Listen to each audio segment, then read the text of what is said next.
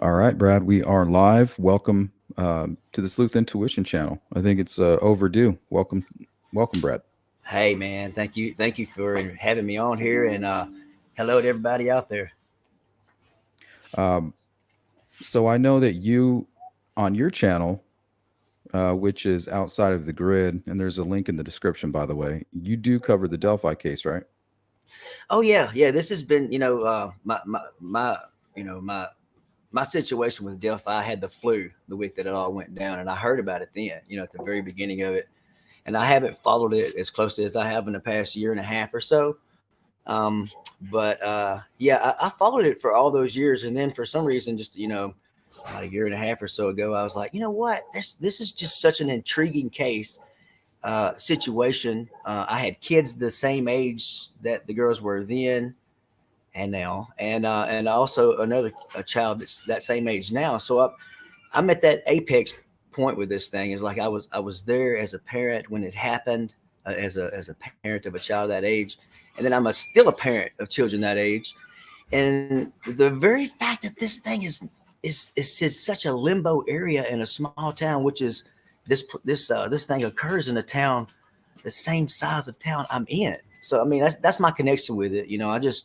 I've been intrigued with it from day one. I didn't follow it obsessively until a year and a half ago. But man, it's just wild.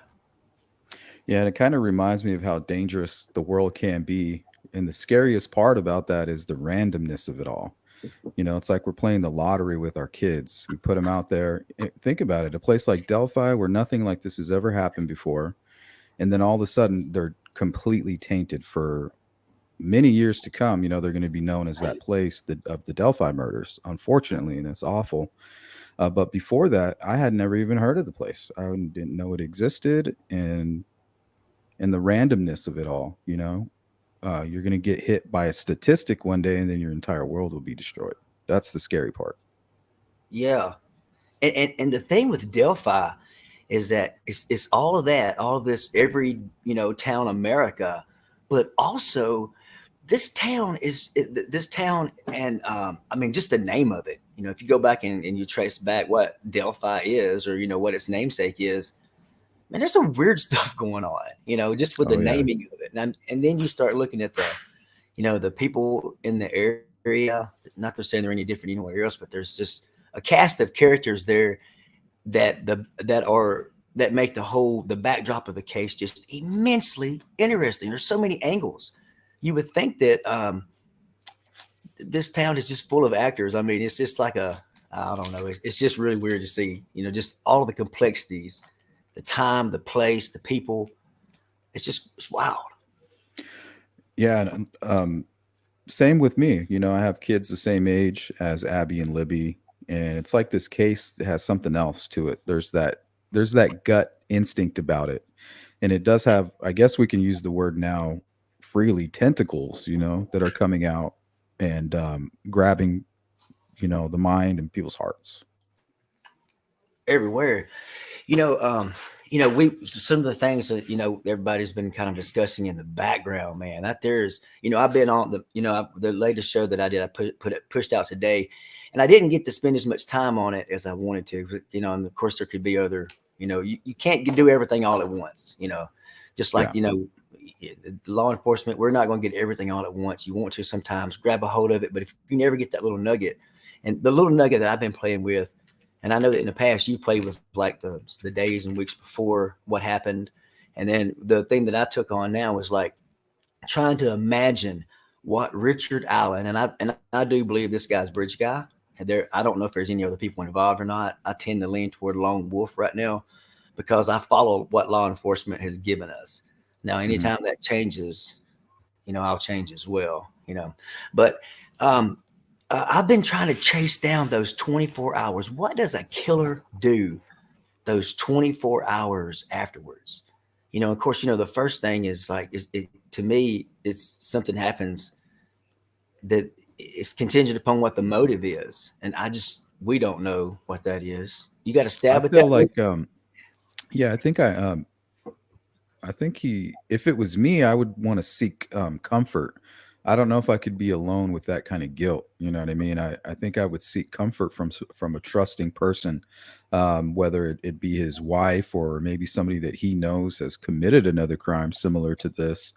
But I just feel like he would confide in someone. Well, I mean, in a case that I compared it to on my podcast was a case local to me, and it was this guy. He's in his 50s. He had this girl in her 30s over. He wanted to have sex after they had visited a beer store and got some drinks in them. I'm sure she refused. He wound up shooting her in the head, and the first thing he did Jeez. was, yeah. So number one is he started trying to ditch her belongings and her body, and he did do that, but not until he had already spoken with somebody about helping him clean up. It was another female that was close to him. In fact, it was his roommate. And hey, Ruckus, I see you out there. But yeah, so they went to somebody close. That's a good point. You know, I don't know what that means. Yeah, you would almost need somebody to kind of help you because you're obviously going to be this different person, right? You just committed the most horrendous crime in your area that has ever seen. And how are you going to hide from that? What are you going to do? Unless you're just some cold blooded killer, right? A I cold mean, blooded killer could wake up the next day and it's business as usual. that's why we need to know what his motive was. If he went there for something, if he went there for vindication of some sort or the other, I mean, then he may be feeling like he may be Superman that next day. We don't know. That's the thing with me. I've always presupposed or assumed, which makes an ass out of you and me, especially me, that he was just out there probably a little bit wasted. He got caught pissing on the ground or something, and they laughed at him, and then he was already having all kinds of other issues going on, and it was just a blow up for him. But then again, you see all of this evidence that just if the whole KK CSAM angle isn't involved, I don't know how it couldn't be. You know Well, what I'm saying? when it comes to motivation and tying Kagan to all of this, when you read that transcript and you hear law enforcement talk about this huge CSAM ring, right there, it makes my ears kind of stand up when I'm trying to understand what could motivate somebody. If they're talking about something like the largest CSAM ring in Indiana history, that it could be motivation. There could be a lot of well-known people within that group. If you have these two, let's say, junior detectives who are somehow outsmarted a little idiot tentacle, little rogue tentacle that's not really playing by the rules, catfishing people that he actually knows, which is a huge mistake and most likely what led to the ski mask incident, in my opinion. Um, but when you have things like that, you can't call it, man. Okay, so now you're talking about the junior detectives. I like that. I like that idea because I mean, those girls were fascinating. Libby, I mean, if you look at this lady, man, or this young girl, she'd be a young lady now, but I mean, this girl was 13 or 14, just turned 14. Back in December was murdered in February, I believe. Played But baseball with the boys. yeah, and was attending college classes. I mean, this girl was tough. I mean, this and out geocaching, and I mean, it's just like she compressed so much life into those short years, just from what I can tell. So I think she could have easily have underestimated the danger.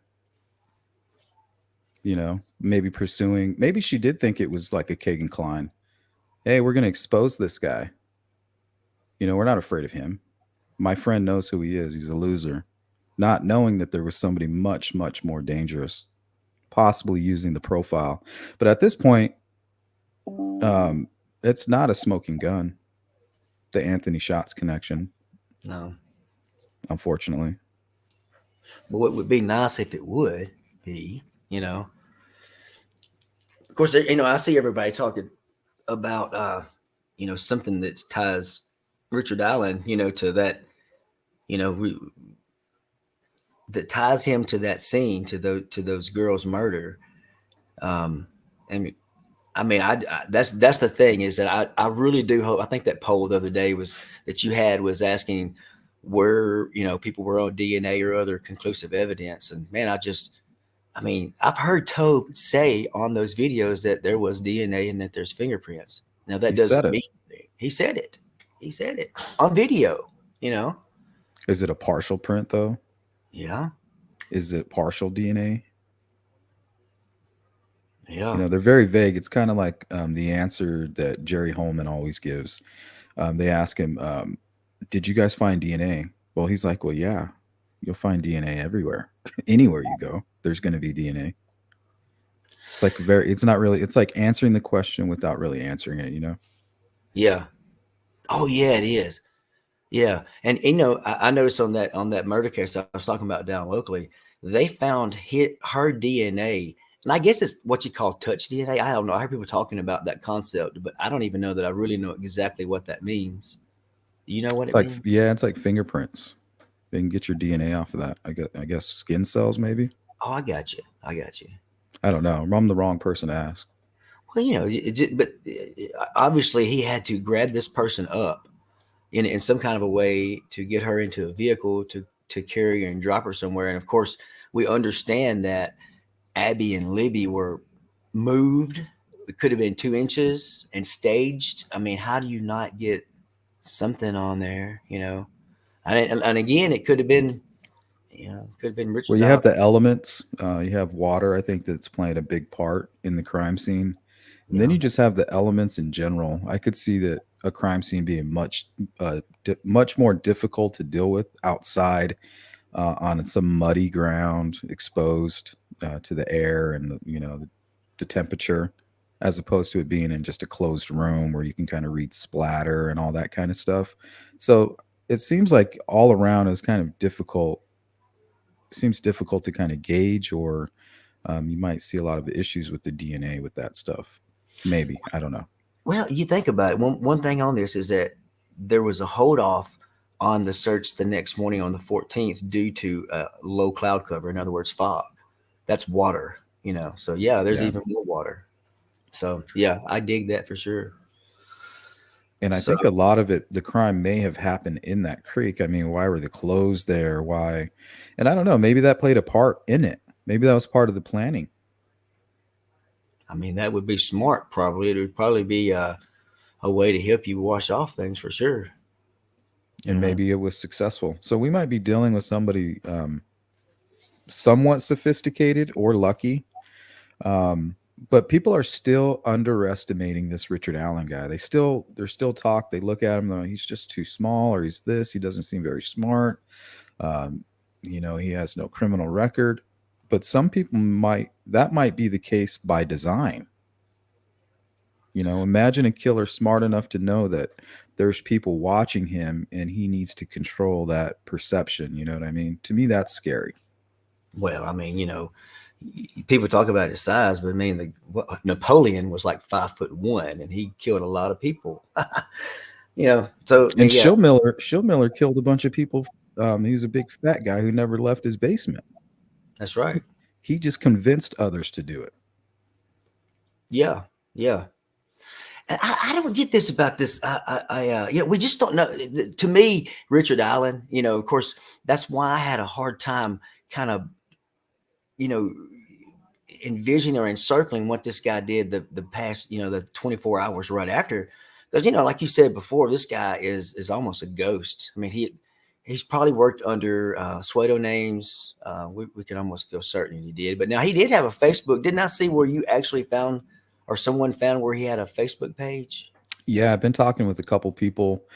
Um, Fig touched on it a little bit. We were having a discussion about it. He says that he's heard the same thing, and I think Lilith mentioned something about it, him having one and deleting it after the presser, the 2019 New Direction presser. I don't know. But I have received some things claiming that it was from his Facebook that has been taken down. Interesting. Well, Smart. so yeah, Smart. very smart. I mean, this guy's. I mean, now maybe if you have his device, it may be easier. And of course, some people are very compulsive about deleting stuff off there as well. So Well, most killers, you got to remember, in their mind, their ego tells them the smart part of their brain says delete it. Like you got to delete it. It may be suspicious, but right now, just delete it. There might be something on there. You don't got time to go through it. Get it out of there.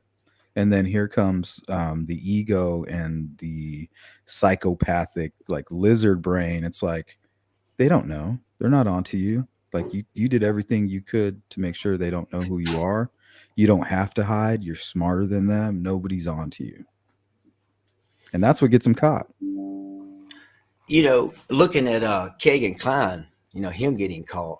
We mentioned that angle, and I'm trying my best right now to include him into it. Of course, I don't have enough knowledge. I think it's just because none of us really do. But looking at, I went through it, and I know you guys have already read it, but I've just listened to other people read parts of it. Is what I figured out. Murder Sheet did not read the entire 194-page, whatever it was, transcript of Kegan being interviewed on August the 19th, 2020, which when he was arrested, as I understand.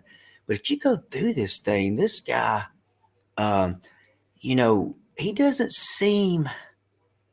Maybe he is tricky. Maybe he's not. I don't know.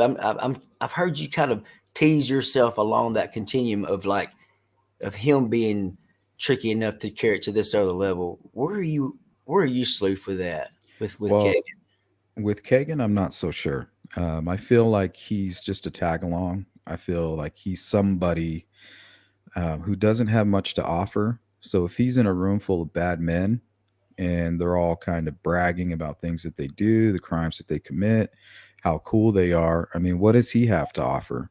It's that whole catfish game. And if he presents that to somebody who may not be so socially, I guess, adjusted to the times, like he always talks about his father having to help him with his resumes and all this kind of stuff, which is should be for that age group. It should be right around that, barely learning to text or not, texting very often. But Richard Allen seems to be like he's the same type of character where he's not on social media. Yeah, I can see him having a Facebook because his wife has one, and he's kind of in that pool playing crowd where they do tournaments and stuff like that. But if he's given access to that world and he has a liaison or an usher, that's kind of walking him through, like, here's all the creepy corners of online. These are my methods. This is for sale, even. I can, if you want a device, I can go ahead and set one up for you. Or, hey, check this out. And then he's like, hey, I'm going to talk to her. I just have a feeling that Richard Allen and the Kleins at some point were in a room together discussing this crime. Well, we know that Richard Allen. I've seen a lot of pictures of him in bars, pool halls, and Tony is said to have done the same thing. And I guarantee they would have had to have happened upon each other in those small towns. That's all it Yeah, is I'm to it. looking. I'm looking at Logansport, Peru. Um, I've learned so much about the bar scene out there. I could bounce for a week through those bars asking people questions. And honestly, if I had the money and the effort, Yeah. and so this is kind of to all the journalists out there, like if you have the time and you're in that area, that's what I would do. I would go in and ask all the questions at all these bars that they've been hanging out, talk to everybody, and then just see where that leads. That's what I would call boots on the ground. And those guys, they know what's going on in there. If they were around Richard Allen or Tony, they would know. It's you see them talking and stuff. People just Yeah, they're not bringing the questions to you. They're not going to go out of their way to yeah. bring attention to themselves. But if you happen to stumble upon somebody that's holding that information, they might, they might say something. Yeah, hey, I didn't go anywhere. This guy came to me. People, here lately in the past couple of weeks or so, I've kind of moved on another continuum of the lone wolf versus, the KK or any other kind of connection That's to the it. best theory, honestly. If you want to talk about facts and information that we have, I think if you were a gambling man, I think that's where you should be. On the lone wolf. Yes. Yeah. Yeah, because it could have been KK's accounts involved, like you kind of insinuated that a little bit ago. If you go back and you read that transcript of Kegan being arrested, there's mention of as early as, like, I don't know, I think it was like April of 2016. So almost a year before all this went down, he was sharing those Dropbox links with other pedophiles or other chemos or whatever you want to call them, other weirdos. Yeah, what he would do is they would go onto the kick and they would talk about it. Okay, what do you have? Oh, well, I have this. I have two 13-year-old girls and then a 3-year-old girl. Like, what? Ew, that's nasty. Send them to me. What do Yeah. you got? Oh, well, I have three 15-year-olds. Okay, send them to me. And then they would trade and then they would have like a strange discussion. And then they would send some weird link, right, to the Dropbox. That's when you knew it was getting serious. Yeah. Yeah. And I remember reading, and I think I'm correct with this. You may have read it too, but Kegan received a link to his own Dropbox at one point in time in that discussion. In the PCA, it says that Kagan is called out by name in one of Hmm. those discussions. So this wasn't like, oh, here you go, Emily Ann, or here you go, Hannah Rostel, or here you go, whatever it is. It was like, here you go, Kagan. Woo. Yeah, that'd get you right there, won't it?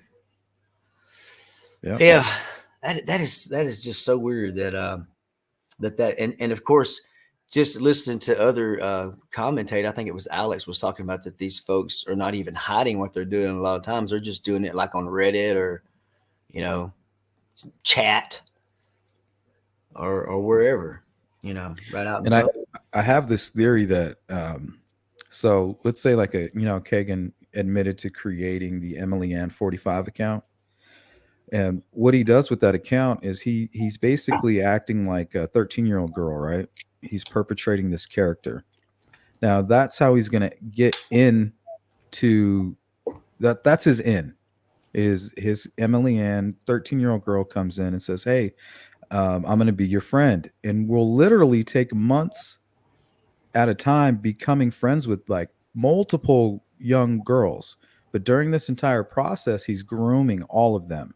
He's slowly mentioning an older brother, slowly mentioning his father, which is most time he's not even talking about his father. He's talking about himself because he knows if he was ever to come on camera or to expose his real face or even just hearing his voice, he's going to sound like a way older person and that could actually be a father to a 13-year-old girl. He's he's got it all. He's got all angles covered to convince these young victims is what they are. I get that. So he doesn't even have. It doesn't have to be his dad involved. That just could be part of the grooming process as a Hmm. cover. Yeah, Yeah, that's interesting. he's the dad. He's the cool older brother. That, but while he's playing this young 13-year-old girl, he's telling these victims like Abby and Libby, like, "Oh yeah, what you talking about, boys? Yeah, I have a really cool older brother, but I don't want you guys to date him. All my friends try to date him. Don't try to date him." Slowly grooming them and building their interest in this brother. And they're like, oh, well, your brother sounds nice. Oh, well, my brother just asked about you. Oh, Hmm. really? Yeah. Well, do you want to talk with him? Sure. We'll go check out his Snapchat. Here comes Anthony Shots, right? Hmm. And this is what happened to Abby. She got sucked in with this. Excuse me, with Libby. She.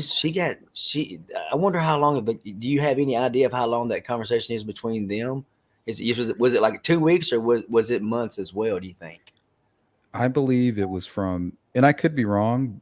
We know that Anthony Shots account was around for a while, but I believe the communication between that profile and Libby was somewhere early February of 2017. I was, but now he could have been grooming her with Emily. We don't know that part. I guess, huh? Yeah, we don't. Hmm. And what's weird is I didn't see any charges either that involved Abby and Libby with his Kagan's current charges. I wonder why not. That's interesting. Hmm. For at least like the sextortion part. Well, with that mention of Anthony Shots supposing to have met uh,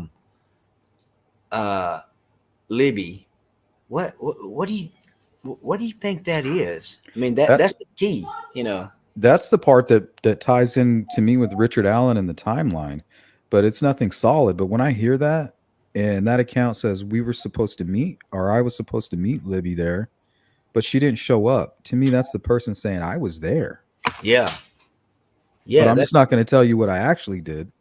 But I was there. And remember, this is the Anthony Shots profile saying this. This is Kegan Klein profile.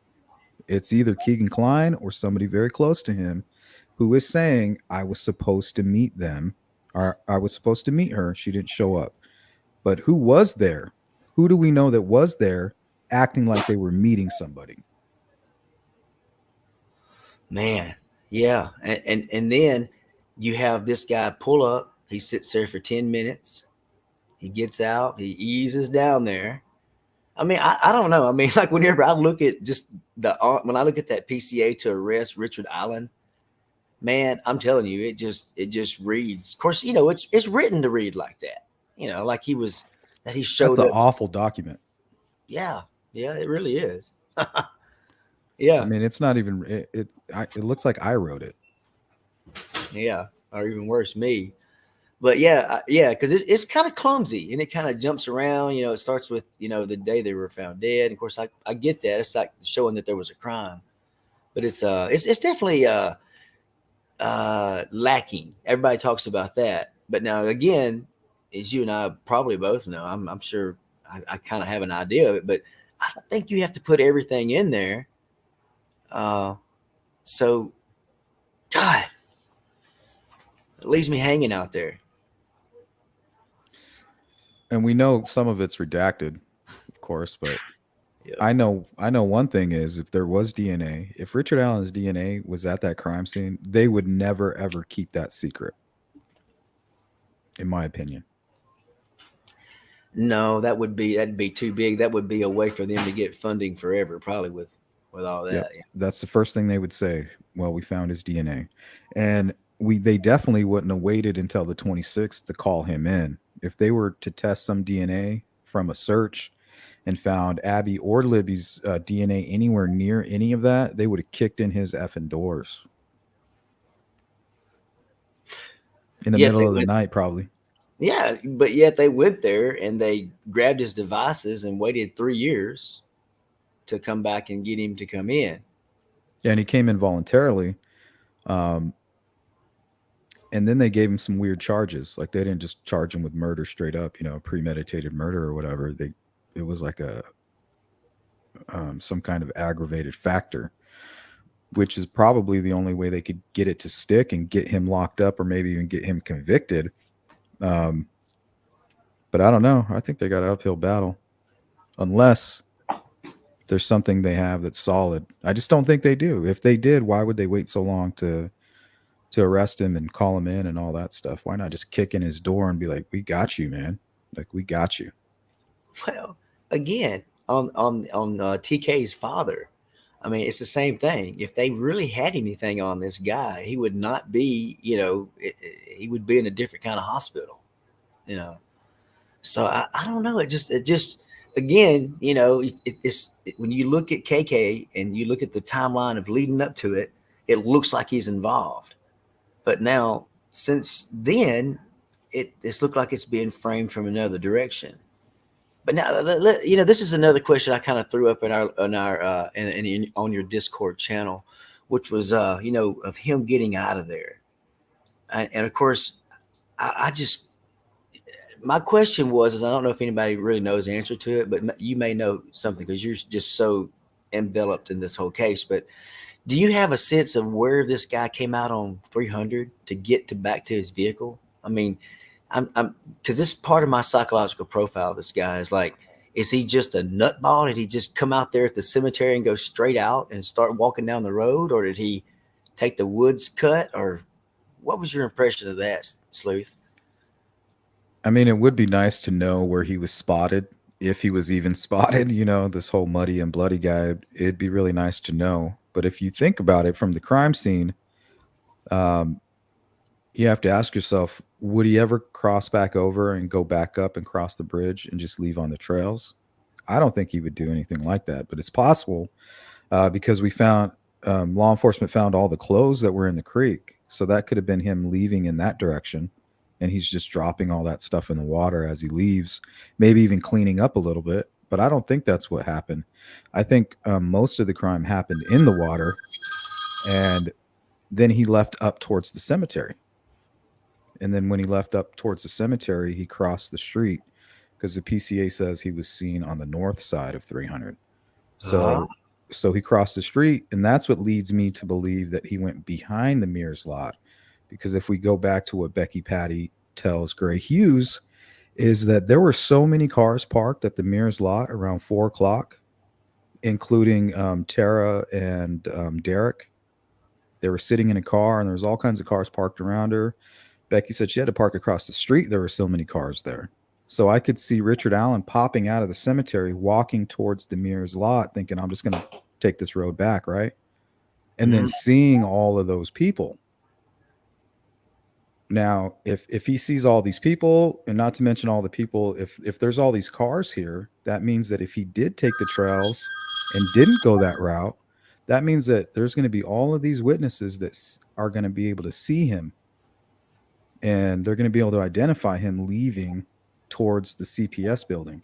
That's why I think if he was spotted on the north side of 300, that means he's on the Muir side, and he sees all these people parked here. He's going to say, hey, I need to go around all of this, because really it's not out of his way. If you look at it, he's going around. If he takes 300, he's going around to the left, right? If he goes around the Mears and the Hoosier Harvest Store, he's going the same length, just not on the road. And that's most likely why he wasn't captured. I don't think he was captured on tape either there at the Hoosier Harvest Store. Well, that's actually that's a good point because they would have him there if he did come by, even if it were just a blur. But that would make sense. See, I never thought about that. Of like actually going behind the Hoosier Heartland storage facility, whatever it is, and then going over. Yeah, that makes a lot of sense. So in my timeline, or in my this vision of the 24 hours after, or in the 24 hours after. Well, so you mentioned earlier about getting something safe, and we've all kind of teased around the idea of maybe his. We talked a little bit ago about maybe his wife or somebody tried to help him cover afterwards. Maybe she was gone somewhere else. Where do you stand on that? Do you just between? Well, he didn't make it. He didn't. It doesn't seem like he tried to hide the fact that he was there. So it was no big secret, So I'm sure if his wife knew that he was there and he admitted to being there, he never hid that. That was part of, I think, something that shows intelligence on his part is him coming forward and taking away all those witnesses. He's like, yeah, I'm not denying that. They saw me where I already admitted to be, which was nowhere near that crime scene. Okay, well, now we can't search your home because we need something solid. If they had something to search his home, we would have been there a long time ago. But I think what happened was his wife knowing that he was there and then them putting out the image finally is where she had to sit down and talk with him. And she's probably came out of the room with the clothes, or the weapon or things that you could see on the video, and asking him like, how could you do that? What happened? Him breaking down, and then being almost, I don't know, I think you would kind of go into that delusional state, into denial, I guess, and maybe even come up with an agreement. Like if you stop drinking, you go back to the hospital, you change your life, and you start doing these certain things. It's either that or I'm leaving you, or some kind of ultimatum. Speaking of an ultimatum, can you imagine being Richard Allen on the day that 2019 presser was released? I mean, new direction. I don't know. I mean, with this new Young Bridge guy drawing. I mean, Well, that brings up a good point too. So let's say he didn't go behind the Mears lot. He could have changed his description. Like some of the things on him could have been things to change his appearance, maybe. Because a lot of criminals will do that. They'll commit the crime, and they'll sometimes right before the crime or just after. Usually it's right before a crime. They'll shave all their hair off, all their facial hair, and then because everybody recognizes him as a long-haired, curly-haired, whatever, bearded guy. Now, after the crime, all you really got to do is hide for a month. mm, So maybe he walked out of that crime scene looking a little different. Well, I mean, yeah, he definitely looks like. I mean, we can see that 40 caliber weapon, that heavy gas gun in his jacket, but that doesn't look like that's all that's there. As he's walking up toward those girls. No, it seems like he has a long handled, um, like a maybe even like a hatchet or something, or a butcher's chopping knife. Well, Something in he heavy leather. he is bound to have some kind of a blade, and I do not believe that it was a pocket knife, just from hearing what was described. No, something heavy, something you can swing. So that would go. I mean, I understand a man having a gun and a pocket knife out on a bridge, but why would a man have a gun and a huge 12-inch blade out on there? You know? Gun, I think, was to get their attention. Yeah, get the attention with that big ass 40 caliber gun. That's going to get anybody's attention. If they got the drop on you with that pointed at you, I don't care who you are. I don't care what you got on you. It's too late if they're pointing it right at you.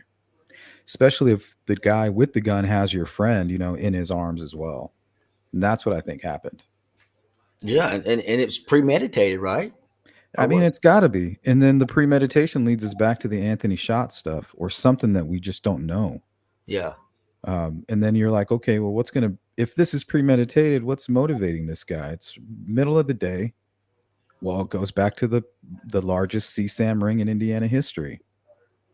That's where I'm at. I keep going back and forth with all this weird stuff. Like, what's motivating the crime yeah. brings me to that, and I'm just bouncing back and forth. And to me, it's like right in front of my face, but nothing really is tying it all together. So you can't put too much into it.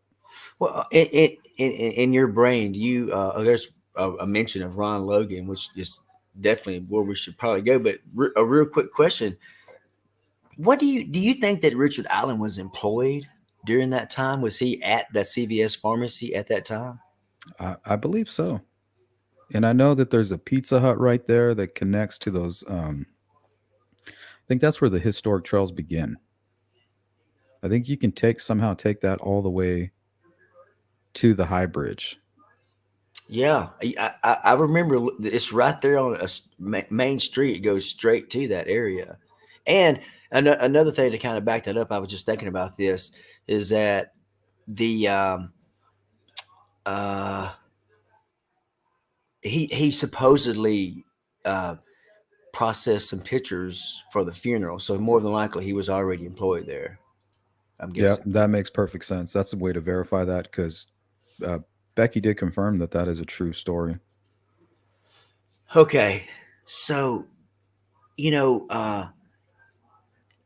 Again though, this the idea, of course, when I started looking up things on Richard, just trying to understand those 24 hours, i kind of I've looked into his background, and the biggest thing that's glaring, that is associated with other serial killers. In fact, I think it's like 16 or 18% of other serial killers are adopted, including some big names like Ted Bundy and just other huge names in that world. Now we can't really say that he is a serial killer, uh, unless he's just starting with this. I mean, this is the other. This is the non-KK version of this. This is the two evils on the bridge at one time hypothesis. This is not, you. This is getting away and just leaving that KK stuff where it's at, and just saying, okay, well, let's just play with the idea for one moment in time that the KK stuff is coincidental. It's like Boom, it's out the window. It's gone. it's out the window. KK who? Exactly. So, if you look at the adoption thing with Richard Allen, but there's some kind of a theory or hypothesis thrown around that he may be involved with this, with a Sofer case. There's a couple of other cases too around that area who've implicated Richard Allen or someone fitting his description. Of course, that doesn't really say a whole lot. But where are you at on that? Do you think this guy just starts killing people at 44 years old? No, I don't. And the reason I don't is because I've been listening to all the experts answer that same question on Delphi, and they don't believe it. And another reason I don't believe it is because of his actions with the Delphi case. I mean, think about it. He got away for almost 6 years, right? And he came forward that like the day or two when it happened. So if somebody like that can come forward, nullify all the witnesses, and keep them from searching his place or having any of his family members or any of his closest friends snitch on him for what was it, 300 grand? I mean, this guy's got to have some kind of high level of sophistication. And to me, that says that he could have easily committed other crimes and not have been known as a suspect in those crimes. Yeah, and of course there was these. I think there was maybe there was. It seems to me like there was some discussion about some of him and his wife's trips to other locations, maybe in Tennessee and such. There was rumor that there was some kind of a law enforcement communication with local to Carroll County law enforcement. Is that true, or have you ever heard of that? There was other. No, I haven't, but I know that the Judge Diener, as soon as he was arrested, he recused himself. So, I mean, there might be some kind of connection there. Yeah, yeah, other things that this goes on. Yeah, that's rich. Um, with let me let's just with Richard Allen. We know he's involved. We just want to dig a little bit about what other people or what we think about his growing up. Uh, Obviously, there was the adopted part of this guy. Um, what else? Is there any other thing with that? Um, he went to high school in Peru. That much I know. Which is where Um, Tony went to, right? I guess. I think so. Here, this is his. I think his high school photograph. Throw this up on the screen.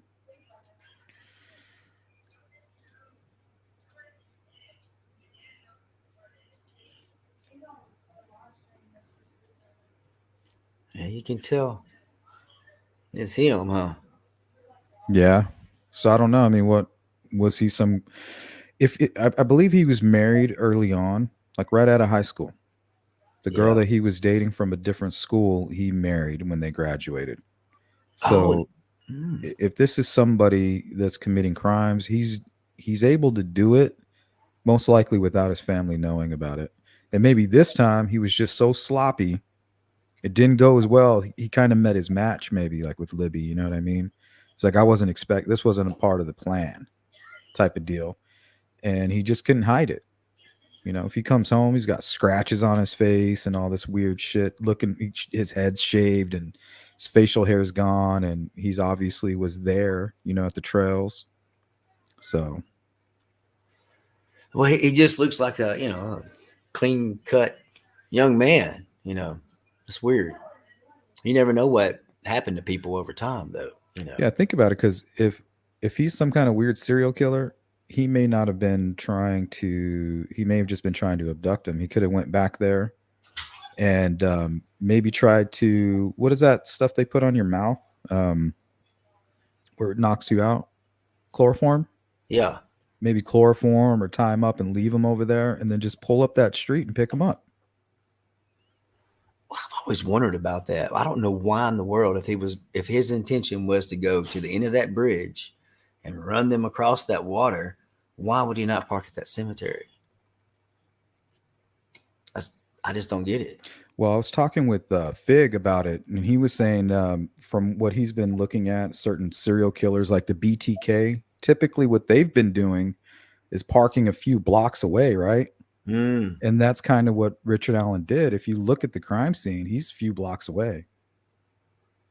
yeah, that's exactly it. What it would amount to a few blocks away. It's like a distancing themselves from it, I guess. But that would insinuate that he was going there for a kill and not for an abduction, or Yeah, would he that's what I'm thinking. I'm thinking he went down. Maybe he didn't know what the hell he was doing. He was just going to go teach a lesson, maybe. I don't know. teach a lesson? That's why we need. I wish we had some kind of an indicator. I mean, it's got to come soon. I mean, don't you see some kind of a I lot don't of know. information? That's what I'm worried about. That's what my latest live stream was about, is basically Do they have enough to convict him? Because I've been going through all these cases in the past, different states, all throughout the United States, and a lot of these killers get off when they don't have enough, and then they got to go to another trial. They got to wait for new discovery, and it just turns into this huge circus. And I think that's why they didn't arrest him early on, is because they knew that that's what would happen. But 6 years go by. Now, that's where we're at. It's like we got to roll that dice. And I think they're hoping through this process they can squeeze him for something really good. But if they don't, I think their worst fears are going to be realized. Hey, I watched that show on the big TV in the living room. It was so nice. And I picked up my phone at one point and just said good show. But yeah, it was nice to watch it in here. Um, uh, I, that makes sense. And really, I've thought about this, and I watch a lot of, most of us that are listening to this probably watch a lot or listen to a lot of true crime. And I mean, this is we complain about 5 or 6 years, but that's pretty quick, even with some of the cases and other things I've seen. I mean, they're 30 years out just now being solved, but now a lot of them are just specifically because of DNA. Yeah, which is awesome. It is awesome. It is awesome. This one, I hope, is going to be solved with DNA. We shall see, though.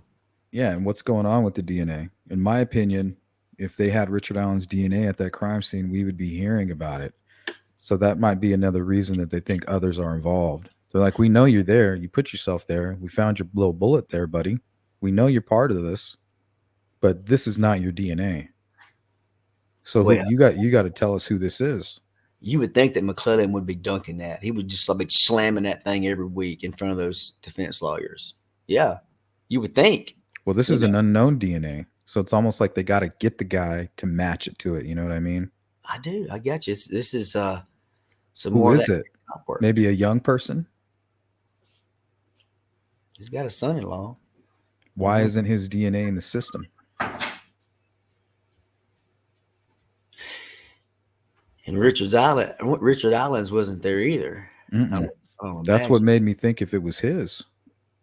But on the other flip side of that, I think that there's no way they would keep that secret. That's like a slam dunk. You would want everybody to know that. Yeah, I mean, just if he starts throwing up that he's being mistreated in prison, it's like, look, yeah, he may be. I wouldn't even say it. He may be. I'd just say, look, here's his DNA. This is a killer.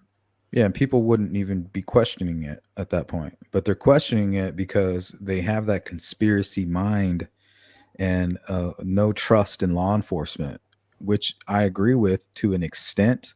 But when you let it control your grip on reality, you get lost out there. And then, of course, McClellan is not helping any at all with, well, we do believe that other actors are involved. Yeah. Well, I think he's being 100% honest. I think he does believe, and I think there might be. I don't know if Richard Allen is a guy who people say he had a kill kit and all this stuff. I don't know that. I don't know if what he's got on him. It could be nothing. He could just have a gun in his hand, and the rest is just pareidolia. And then there's some other sick, twisted individual who's working with him. Because, I mean, if that's part of the plan to get them, let's say they use some type of profile to get them across the bridge, or they had prior knowledge that they would cross that to the south end of the bridge, why not have somebody waiting down there? And that could have been the person holding that blade, too.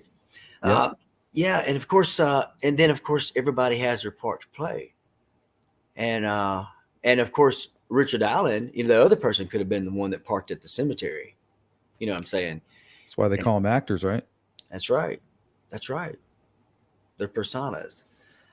Yeah, and that's of course, with there's what is that, Occam's razor?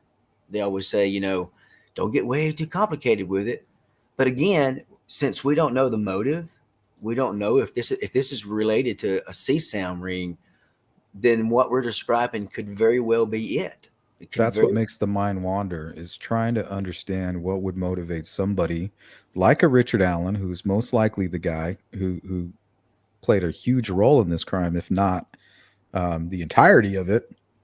What would motivate this guy to do this in the middle of the day in just a few miles from where he lives and where he works and where he eats and where his wife and their kids are constantly occupying those businesses and establishments. What would motivate him to do that? A 44-year-old man with a daughter that had just graduated high school, was in college. He's in a 25-year relationship at the time. Had a job. Maybe had just started working on being a pharmacy tech or what have you. Was he out of his mind? This is what makes this thing so damn interesting. If you take KK out of it, we threw him out the window. I think that that could be a possibility. Well, I mean, what did would the past prosecutor say? Is that it was somebody that had some kind of a mental derangement, Yeah. wasn't it? Yep. And if he couldn't make any sense of the crime scene, like the signatures and the staging, maybe it only made sense to somebody who was out of their mind at that specific time. Like it made sense because this person's mind was like maybe way out there, somewhere far from reality at the time. So that's why nobody's making sense of any of the staging or the signatures. They're like, man, this is somebody must be going through something. Well, see, I heard you say something that opened my mind up for that, and this is a small cut, an example of it. But there's been this talk about the symbol, there being some kind of a symbol left there somewhere on the bodies or on a tree or something, and it was supposedly Odin referenced. But then I heard you mention that another take on that was that it may be something referencing an older Christian or Jewish um, type scenario. Well, the Odin stuff and the stuff being carved in the tree, as far as I know, that's all rumor. So I don't get too caught up in it. But one thing I do pay attention to is the signatures, the strange signatures, and the staging, and then the interest from Coy Cox, who is the lead detective for, or the lead investigator for the Stevenson case over in Kentucky. And early on, before the Delphi case even existed, before that even took place, he was talking to his public and asking for their help. And it almost sounded he could have easily been talking about the Delphi case. But one thing he did mention some specifics about his crime scene, and he said there was a pentagram. Hmm. So he never mentions a pentagram later on down the road when he's trying to look into the Delphi case. That is now secret information. But if we go back and listen to what he said about the case, I think that might be something that was left at our crime scene here for the Delphi case.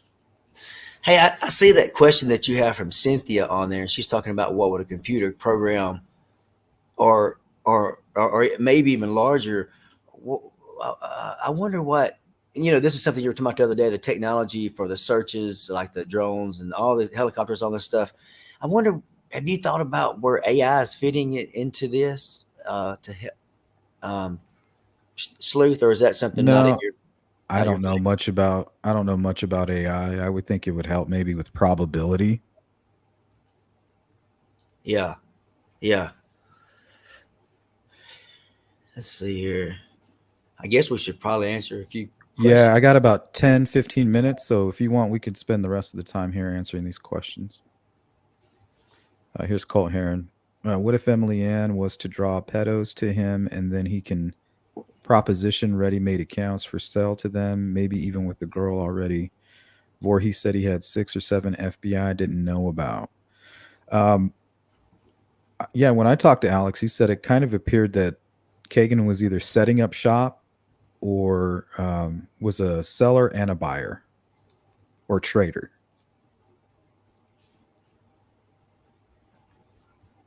I guess we can go back to that question here. Cynthia, I wonder if a computer program can calculate the actual height of Bridge Guy. The problem with that is if whoever edited that image, they did their best.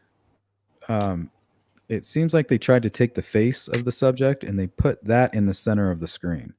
So everything is kind of swaying like a pendulum from that point. From his head and his body's just kind of swinging left to right, and the image is swinging that way. But the technique that they used with the blurring and the cascading image, it's not going to give you an accurate height, weight, or even width of this person because it's exaggerated.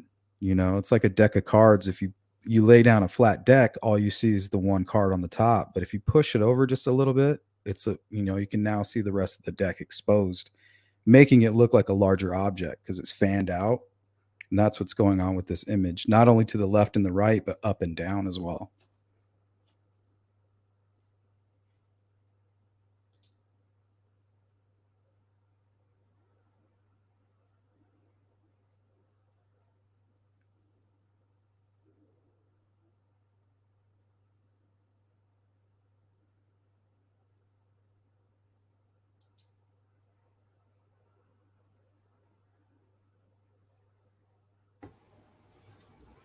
Hey, that's a good question, or the jacket, either one. You know, if he hybrid Pisces, hello there.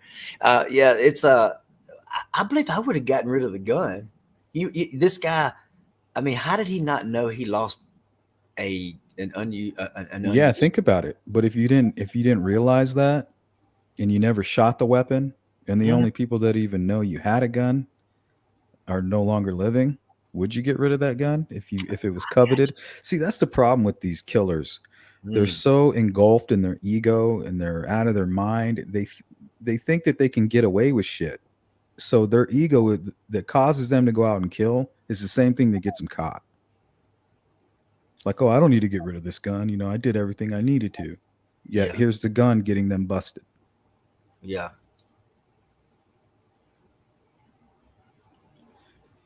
yeah. And then of course he just thought, well, maybe later he just thought he left it laying or it fell out of his pocket somewhere else. Yeah, I could see where you could justify that for sure. And I think that was the part that they were holding close to the vest, that You know, bullet.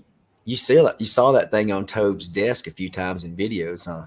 He was uh he was kind of there, but it wasn't there. You know what I'm saying? It's like if that killer, if he watched that and he saw that, that could have been something else that got him upset if he had any recollection of it being there. What's that shack thing? Is there a shack out there? I think you had a picture of a shack, didn't you? Yeah, there is a shack out there. It's like past, if you keep going past the Weber property towards Wilson Bridge on the east side of the creek. East side. It's about halfway between High Bridge and Wilson Bridge.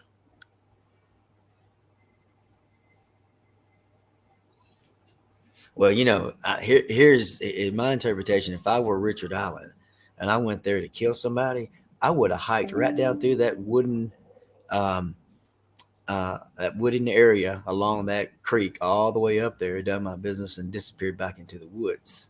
Hmm. I just cannot imagine driving my car over there and doing that. But like you said, though, this guy, he was passionate with whatever he was doing. It was probably consuming his brain, and he went to do what he had to do. I can't understand that. I've never been passionate enough to want to kill somebody. And And that's what makes it seem like he could have been out of his mind. I mean, he could have just snapped. I don't know. But why is he out there? Why you don't premeditate a snap that you're about to have later in the day? You know what I mean? I see that venue there, but I mean, if there could have still been corn out there. They may have not cut that down yet. I mean, being open field is, you know, I don't know. I've lived out in areas like that. Of course, this person may do it too. I don't know, but I tell you this: a field is a great place to be. There's a curvature of earth. If you see a car, you can get down low. Yeah, You you know, just lay down. yeah, And honestly, he didn't even have to lay down. Nobody's looking for a guy walking through the field. And if they do, so what? They don't know who he is. Keep his head down and walk quickly.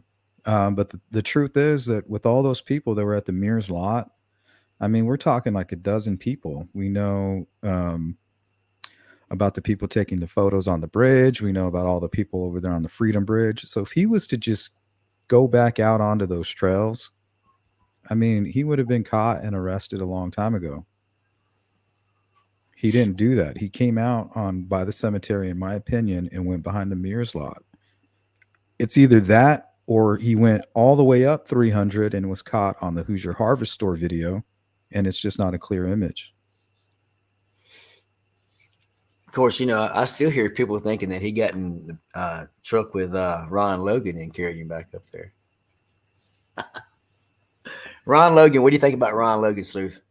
Ron Logan, I think he's in play. I think there's a lot of evidence against him. I think he fits in there somewhere with like with like not I wouldn't say as much as declines, but yeah, he's. I mean, honestly, everything's in play.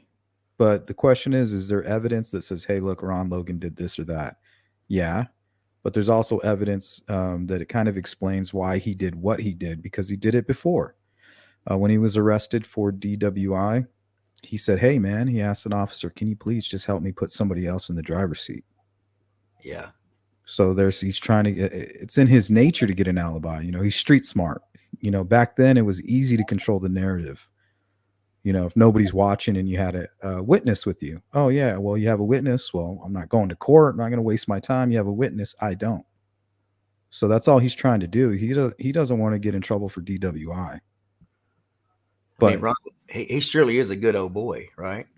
Yeah, but if he was cleaning up because he was expecting somebody, if all these actions, see, that's just like speculation and there's nothing there. It's all like conspiracy stuff. Like it sounds good, it's interesting, and it very well could be the truth, but there's just nothing really solid there. So you don't want to go after innocent people. It's kind of like the scales of justice. In one hand, you say, okay, I got this great conspiracy that ties all the information. There's no facts here, but man, this is going to get me all these subscribers. This is going to get everybody interested. It's going to be, but it does blame the family. It blames people living nearby, this and that. So we have all that in one hand, right? Yes, and then sir. the other hand, we have facts and we have real victims and real pain. Which one do you prefer? Well, I'm gonna tell you this. I like my boys within seeing distance from me.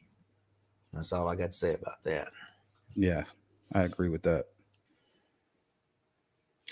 I see a lot of this discussed out there with the KK angle of selling profiles, of selling videos, of all kinds of things. I think Earl Mustard did it with a study.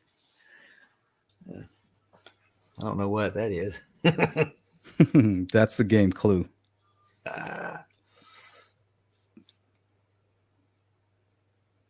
All right, let's go to a couple more. I'll let you pick some of these out.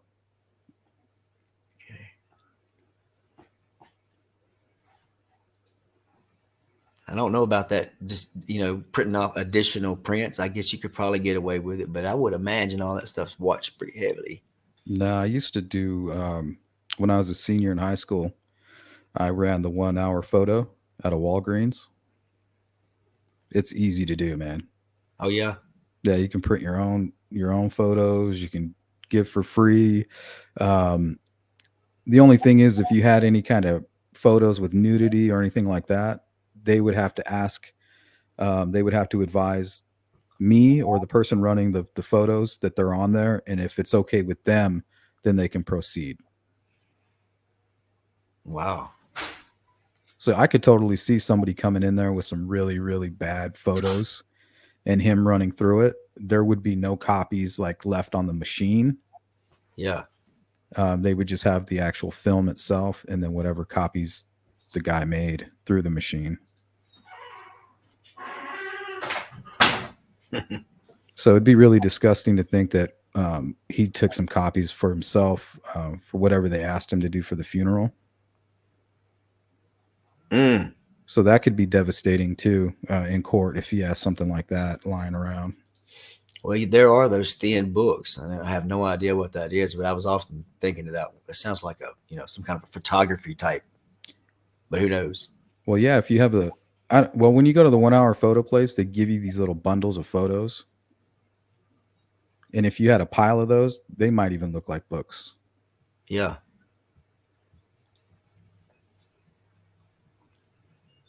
Yeah, there might be something there. That's an interesting theory. These CSAMers go directly to Richard Allen to get their film developed. Oh. And then when it's time to pay, they give him a large sum of money, a couple $100 or something.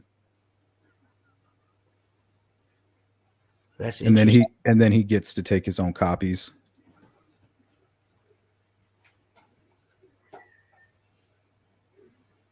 Yeah, yeah. That high school picture definitely does not look blue at all. Yeah, kind of gray or dark. His pupils are huge. I heard someone mention that the other day as well. That if your pupils are dilated, it covers up what color your eyes are. So Yeah, I agree with that. All right, let's do a couple more and then we got to get out of here. yeah. Oh, I got a super sticker from Jill Elaine. Thank you, Jill. Shout out to Jill. What's up, Grizz? Chopper's in the house. The Lone Pony. That says guys actually refers to two guys rather than two girls. I don't know. I use guys all the time. I call girls guys. Anybody that's in a group, I say guys. Me too.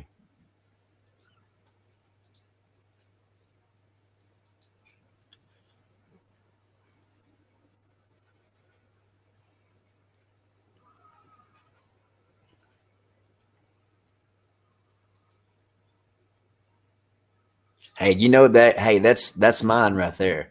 Mine, of course. You know, you mentioned it a little bit ago. It's everything is about a probability. Could Ron Logan be involved? Yes, there is a certain probability in the world, in the universe, of mathematically that you could probably figure out what percentage he's involved and everybody Hmm. and everybody else involved in it. But to me, I'm leaving a part of that proportion open to it being the Abbey angle. I mean, if you look on that map and you look where he lives and you look where she lives, it's right there. It's probably on his way to Monon High Bridge area. Yeah, her Um, backyard. If he was to go from his place to the Monon High Bridge, walking the creek, he would go through her backyard. exactly. That's the Abbey angle. So JW, I think that's an interesting take on it for sure. And you can Yeah, go and if you deep. take KK out of it, because KK is the reason that we think that and Erskine, why Libby was the target. But yeah, you take all that information out of there that's unverified, it very well could be the truth. Maybe we'll know soon. I agree with Yep. that too. No in person. Like I said, it's some kind of something going on. You know, killing little girls in broad daylight in February is interesting. Oh, look at there. Cindy Lean with the $5 super chat. And we'll finish with this one here. Exactly, Sleuth. Ego. Do not discount adrenaline. Either he was moving with purpose. Why be so prepared to kill? Yeah, and that's what makes the mind wander. Why? Why'd you do this? Why do you look like you're ready to kill?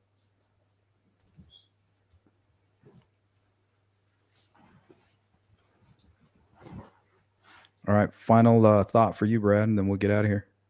Hey, Sleuth, I appreciate you having me on. I love your channel. Watch every live I can and everything else you have going on. I appreciate you guys and had fun. Thank you so much for joining me. Pleasure's all on this side of the table. I hope you enjoy the rest of your Sunday. You too. Howdy All out. right, thank you guys. Later.